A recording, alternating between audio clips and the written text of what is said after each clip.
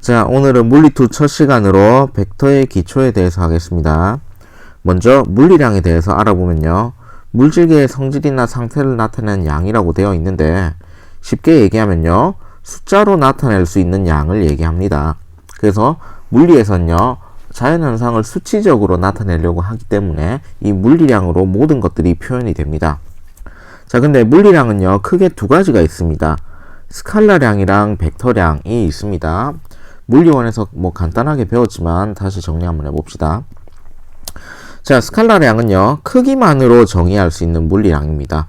크기만 하면요. 얘의 모든 설명이 끝나는 양입니다. 예를 들어서요. 이동거리 이런 것들을 예를 들 수 있는데 또 마찬가지로 온도 같은 거 생각을 해봅시다. 자, 온도는요. 그냥 차고 뜨거운 걸 나타내는 정도이기 때문에 북쪽으로 5도씨, 서쪽으로 마이너스 20도씨 이렇게 나타나지 않아도 좋다는 겁니다. 이런 식으로 스칼라량은요. 단순히 크기만으로도 모든 물리량을 다 나타낼 수 있어요. 근데 좀 다르게 벡터량은요. 크기뿐만 아니라 방향의 개념까지 필요합니다. 자, 그 말은 스칼라량에서요. 방향 개념까지 넣은 양이 벡터량이란 말입니다.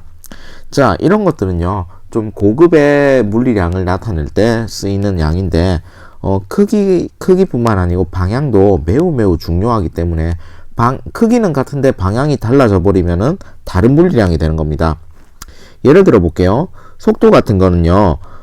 속력에서 조금 더 추가가 된 개념인데 예를 들어 볼게요. A랑 B가 동일 위치에서 있는데 동일한 속력으로 갈 거예요. A는 서쪽으로 10m/s로 갈 거고요. B는 동쪽으로 10m/s로 갈 겁니다. 자, 얘가 10초 뒤에는 각각 어떻습니까? 크기는 같은 빠르기로 지금 나타났는데 도착 지점은 다르죠. 그렇기 때문에 결과가 다릅니다.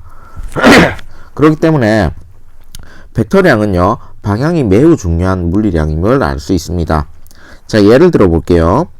자, 쉬운 예를 들어서 설명을 한번 해보겠습니다. 자, 이 사람이요. A 포인트에서 출발해서 B를 거쳐서 C로 가는데 자, 이 사람이 실제적으로 이동한 거리는 어떻게 되나요? A에서 B로 간 거리를 측정을 하면 되겠죠? 30m. 그 다음에 B에서 C로 갔을 때 40m. 총 그래서 70m입니다. 근데요, 이동 거리는 스칼라 물리량이기 때문에 어떻나요? 방향에 대해서는 전혀 얘기할 필요가 없습니다. 근데요, 변이라는 건요, 나중에 이제 배우겠지만, displacement입니다. 자, 위치가 바뀐 정도를 나타내는데요, 이 운동을 보면요, A 포인트에서 C 포인트까지 요렇게 위치가 바뀌게 되었죠. 자, 그래서요, 변이는 이렇게 정의가 됩니다. A 포인트에서 C 포인트, 위치의 변화의 최단거리입니다. 그렇기 때문에 30, 40이니까 변이는 어떻게 되나요? 50m가 될 거고요. 근데 변이는요, 벡터량입니다. 벡터량. 그러면 방향이 중요해지는데요. 그러면 방향은 어떻게 나타내냐? 자, 이렇게 보시면 됩니다. 자, A 지점을 기준으로 해가지고 인위적인 기준을 만들어 봅시다. 좌표 평면을 이렇게 그릴 겁니다. 자, 그러면요, A하고 C 지점 이런 식으로 돼가지고요, 여기에서 각도가 생기게 되죠. 좀 삐뚤어졌네요. 각도가 생기게 되죠.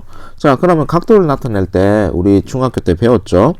자, 탄젠트 시타가 얼마인가요? 밑변분의 높이니까 3분의 4죠. 자, 그래서 각도는 이런 식으로 나타냅니다. 조금 더 정확하게 얘기하면요. 탄젠트의 역함수를 취해서 시타는 아크 탄젠트 3분의 4라고 나타내시면 됩니다. 요 개념은 이렇게까지 나타낼 수 있다라고 그냥 보여주는 거기 때문에 참고하시면 될 것 같습니다. 자, 그러면요. 이제 물리원이랑 좀 다르게 벡터의 표시에 대해서 조금 알아봐야 됩니다. 이제 물리2는요. 물리원과 다르게 모든 물리량을 벡터량으로 최대한 표시를 하려고 합니다. 그래서요. 우리가 물리원에서 그냥 좀 간단하게 넘어간 벡터에 대해서 정확하게 알아야 됩니다. 자, 벡터는요. 쉽게 얘기해서 유향 성분이라고도 합니다. 자, 성분인데 방향 있는 성분이에요. 그렇기 때문에 쉽게 얘기해서 화살표로 나타내시면 되는데요. 자, 이제 벡터를 나타낼 때는요, 이렇게 해주시면 됩니다. 여기가 시점이고 여기가 종점이면요, 시점 적으시고 종점 적으시고요. 그 다음에 어떻게 하냐면요, 벡터 힘을 표시하기 위해서 이렇게 화살표를 나타냅니다. 근데 이제 대학교 가면은 그냥 화살표 나타내기가 귀찮으니까 그냥 이렇게 진하게 이제 볼드체로 나타내기도 합니다. 근데 고등학교에서는 반드시 모든 물리량에 대해서 이렇게 화살표를 나타내 줍니다. 예를 들어서 물리1에서는 그냥 힘이라고 했는데 물리2에서는 이렇게 힘 벡터라고 표시해 주고요. 운동량이었으면 운동량 이렇게 표시해 주는 겁니다. 반드시 이렇게 하셔야 되는데, 자, 벡터 표시는 직관적입니다. 자, 보시면요, 이 화살표를 통해서 이런 식으로 방향이 생기죠. 그래서 화살표가 방향까지 나타내고 있습니다. 그 다음에 화살표의 길이는 뭐가 되나요? 뭐 이제 힘이라고 되어 있는데 벡터의 크기라고 하면 되겠죠.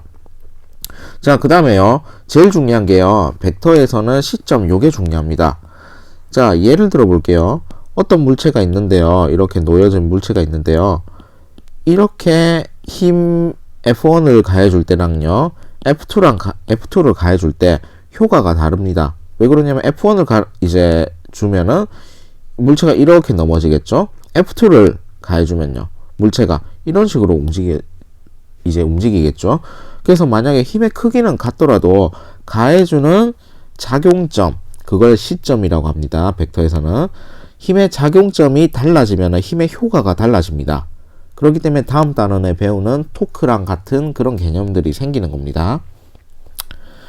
자, 초점 질문입니다. 벡터의 방향을 어떻게 나타내는 게 합리적일까?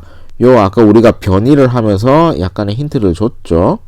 자, 두 번째, 요건 조금 어려울 수 있는데, 물리량은 스칼라량과 벡터량으로 딱 정확하게 이분되는 걸까요? 좀 다른 게 있을 수 있습니다. 하나가 더 있는데 한번 알아보시기 바랍니다. 자, 그래서 벡터의 기초는 여기까지 하겠습니다.